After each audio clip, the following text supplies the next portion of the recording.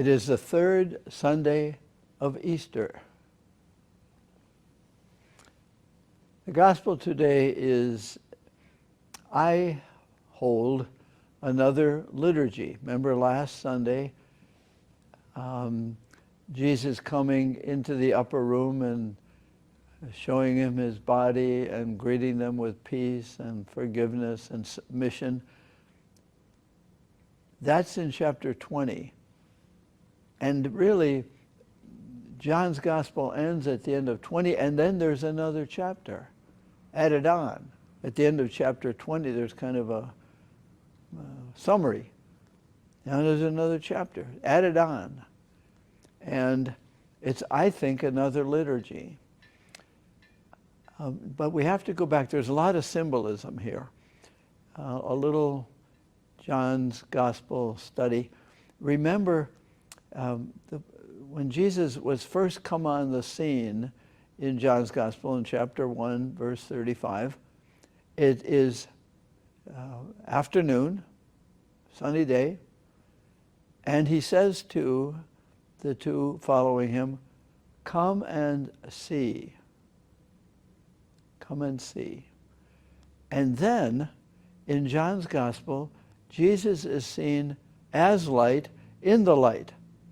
And then, in John's gospel, the dark, the night, is not good. Darkness is not good. And there's a lot of symbolism of Jesus as light and the world as darkness. So that Jesus was, you remember, beginning of John 18, it was night, and they came to him to arrest him by night. And so in today's gospel, all night, guess what? They were out fishing and they caught nothing, which is a recalling of John saying, apart from me you can do nothing. But it's night. And guess when Jesus appears? Just becoming dawn. Something good is going to happen. And what good happens is this liturgy, I think. So they are in the boat. They have caught nothing. Jesus calls them children. Have you caught anything? No, we haven't caught a thing. He said, throw your nets to the right. At that time, they don't recognize Jesus yet. They throw their nets to the right side. Whew, big catch of fish. And John says to Peter, it's the Lord. So Peter jumps into the water. Now, this is poetic of me perhaps, but it's a way of praying. Baptism is entering into the church through water and the Holy Spirit. So he enters the liturgy still frightened but eager. Who helped us catch these fish? The sun is coming up. It's getting bright. And he runs ashore, soaking wet. And Jesus said, well, let's have breakfast. Let's have Eucharist. The fish in the times of Jesus and later was the symbol for Jesus, the Christ. And he has bread, Eucharist, obviously. So they have a Eucharistic celebration after all of them have dragged all the fish and they're all around. He feeds them, little children. Now the question is, did they have received the Eucharist, his presence, his call, as a reward? Again, the reward. What were they rewarded for? They didn't catch any fish without Jesus. They did not recognize him yet. I want to step aside a minute. I've heard a lot of celebrating of Pope Francis's resurrection, his death, and And now he is getting his reward for a long life well spent, for service, for believing. I don't believe that. I don't think the disciples were rewarded. I don't think Francis was rewarded. The love of God is not a reward. He gave them fish because Jesus was good. He gave them fish because Jesus was good. Francis was good by the goodness of God, by his relationship with Jesus. Was he rewarded for anything? No. He was gifted. He was loved. Love is not a reward. Love is a relational thing. It's not a reward. It's not a business. And so now we talk about he's now getting his reward in heaven. No. I don't think we receive the Eucharist as a reward for a week well spent. We receive the Eucharist as they did. In the midst of their poverty, they received the fish, but apart from Jesus, they caught nothing. So they were humbled, not rewarded. And then we have this great discussion, a little bit. Maybe the homily.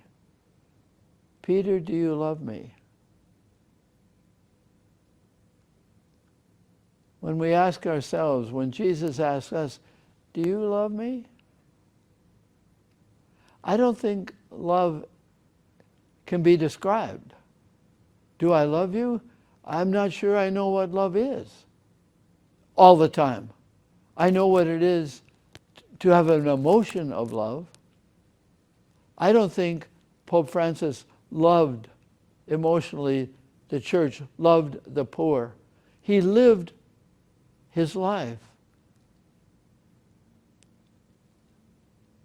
Not aware of his love for Jesus every minute. I am not aware of my love for God or Jesus or the church or anybody else. Maybe Peter is saying, I love you because you gave us a lot of fish or you gave us breakfast. I love you more out of gratitude than emotion. It is hard to love God. Those of you who are married, are you constantly aware of your spouse, of your family? No, we're too limited. Our hearts are small. We are grateful when we come to it. When you say, are you grateful for your spouse, your family? Yes. But not all the time. Not when they wake me up or spill the milk. I don't feel it, but I live it. Is love a reward? No, it's a gift. Those of you who are married, you're not rewarded by your spouse's love. It's a pure gift. And it's constantly being given and received, whether it's felt or not. And maybe loving God is letting God love us, as John says in his first epistle. It's not that we love God, but God loved us first. To be as much as we can, in our limited way, letting God love us, not approving of us, not giving us a reward.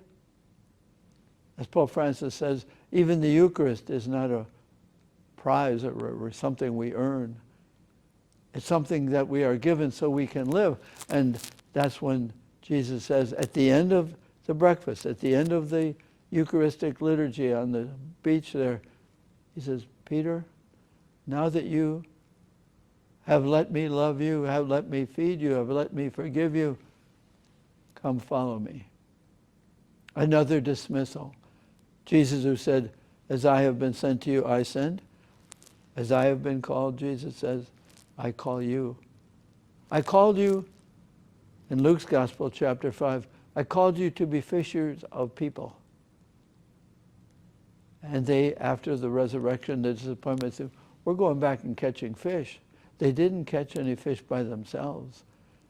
It's another call of Peter and the church to live gratefully, receptively, not for a reward. That's a business.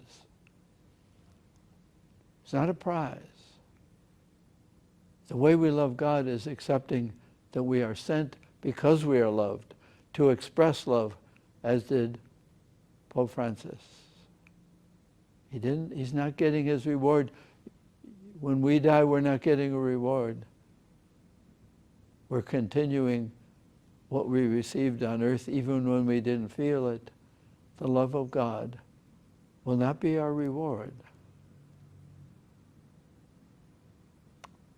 but a testimony of the infinity of God's love for us. Let us follow Jesus.